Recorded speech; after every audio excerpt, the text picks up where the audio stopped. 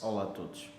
Ahm, eu estava aqui com os meus pensamentos assim e tenho estado a pensar bastante sobre a minha ah, evolução como pessoa, como ser humano e nas minhas fases de mudanças de pensamentos. Ahm, por exemplo, eu comecei a analisar que quando eu tinha, por exemplo, 13 anos de idade, eu pensava de uma maneira, eu gostava de certas coisas, eu tinha uma maneira de pensar que era própria minha naquela idade e tal. E depois tive 14, 15, 16 e por aí em diante até chegar ao dia de hoje que tenho 28 anos.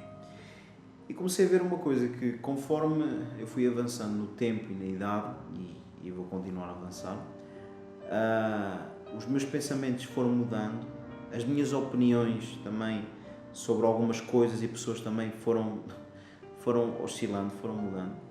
Ahm, algumas coisas que eu antes gostava, agora já não gosto.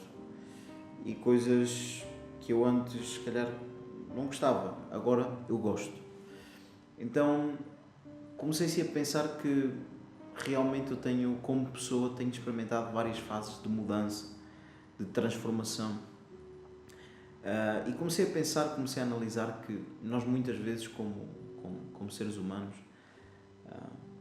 começamos a reparar que as coisas não estão, são incertas, não são certas como nós pensávamos que era há uns anos atrás. Por exemplo, talvez há 2 anos atrás havia pessoas que nós dizíamos que podíamos confiar a nossa própria vida nelas. E agora, passado 2 anos, essas pessoas, nós vamos ver que essas pessoas se revelaram que não são de confiança. Algumas traíram a nossa confiança, outras mudaram radicalmente e às vezes começamos a pensar, será que são as pessoas que mudaram ou somos nós que mudamos? Mas a verdade é que eu comecei a pensar, por exemplo, no ministério de Jesus, quando Jesus recruta os seus discípulos e convoca os discípulos. Eu creio que quando no meio dos discípulos veio Judas, que foi o traidor, eu penso na mudança que houve naqueles 3 anos que Judas conviveu com Jesus. Judas começou com um discípulo amigo, que queria caminhar com Jesus, que queria ter intimidade, que queria ter comunhão com ele. E diz a palavra que a posição de Judas com Jesus era uma posição privilegiada. Porquê? Em primeiro lugar, porque ele era o tesoureiro, guardava o dinheiro. Então queria dizer que Jesus tinha uma certa confiança, não é, em Judas. Quando estavam na parte da ceia, diz a palavra que ao lado de Jesus estava João e no outro lado estava Judas, porque Judas pegou no bocado de pão e molhou no prato onde Jesus tinha.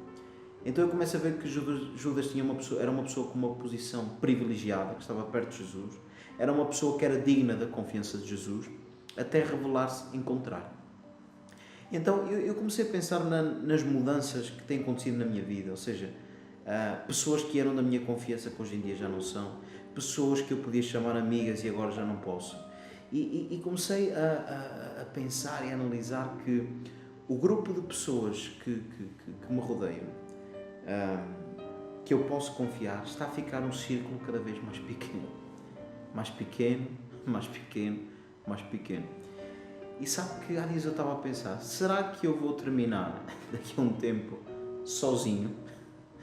Porque cada vez o grupo de pessoas vai saindo, vai saindo, vai saindo e vai ficar cada vez mais pequeno. E então eu me lembrei que Jesus tinha vários discípulos, começou com um grande grupo, depois foi reduzido a 12.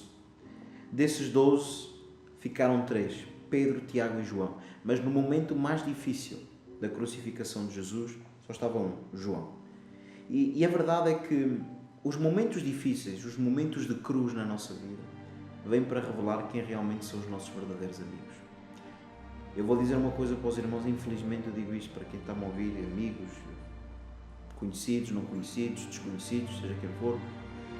Eu já experimentei fases na minha vida quando eu estava lá em cima em todas as áreas, financeiro, ministério, família e tal, estava lá no top, ou seja, tinha todo o tipo de pessoas ao meu redor. Todo tipo de pessoas. E eu pensava que todos eles eram realmente pessoas de confiança e eram todos meus amigos. Então veio um momento de cruz, veio um momento difícil para mim, em várias áreas. E sabe quem ficou? Uma, duas pessoas no máximo. Aqueles realmente a quem hoje posso chamar de pessoas que são meus verdadeiros amigos. Então talvez você esteja aí e a pensar dizer assim: eu pensava que era só comigo. Pensava que era só eu que estava a ficar com um grupo reduzido e cada vez mais o meu grupo de amigos estava sendo a ficar reduzido. Meu irmão, não é que o grupo de amigos está a ficar reduzido. O que acontece é que os momentos de cruz na nossa vida vêm revelar quem realmente são os nossos amigos. Então eu aprendi uma coisa. Aprendi que se alguém hoje em dia não é nosso amigo, é porque nunca foi. É porque nunca realmente esteve lá. É porque realmente nunca nos amou, nem nunca realmente teve capacidade para ver quem nós somos. Porque Jesus na cruz não estava a multiplicar pães e peixes, não estava a curar enfermos, não estava a libertar oprimidos. Porque sabe uma coisa que eu reparei, e estou-me a emocionar aqui um bocadinho no discurso, é que as pessoas gostavam daquilo que Jesus fazia, gostavam do dom dele, gostavam quando ele curava os enfermos, quando ele ressuscitava os mortos, quando ele dava de comer e matava a fome às pessoas no deserto, quando multiplicava os pães e os peixes. Mas quando estava na cruz, ele já não curava enfermos, não libertava oprimidos, não dava de comer a pessoas. Então todos viraram as costas a Jesus e só ficou lá um discípulo, e ficaram também as mulheres que acompanhavam o ministério de Jesus. E quando Jesus estava na cruz, não estava o Jesus que curava enfermos, libertava oprimidos, estava o verdadeiro Jesus. E diz a palavra que ele foi crucificado completamente nu.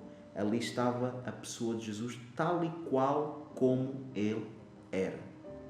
E isso afugentou muitas pessoas, mas deixou ficar os verdadeiros. Meu irmão, minha irmã, amigo, amiga, você que está escutando este meu desabafo, não se preocupe se no seu momento de cruz estão saindo algumas pessoas, porque talvez essas pessoas gostavam daquilo que você lhes dava, gostava quando você resolvia os problemas delas, gostava quando você talvez pagasse as contas delas, mas agora que você está passando uma fase onde o seu verdadeiro eu está sendo revelado, quem vai ficar consigo são apenas os verdadeiros. Alegre-se com os verdadeiros, ame os verdadeiros, estime os verdadeiros, valorize os verdadeiros e nem pense nem sequer por um momento daqueles que o abandonaram, porque esses não eram verdadeiros amigos. Guarde este conselho e esta mensagem no seu coração. Que Deus abençoe.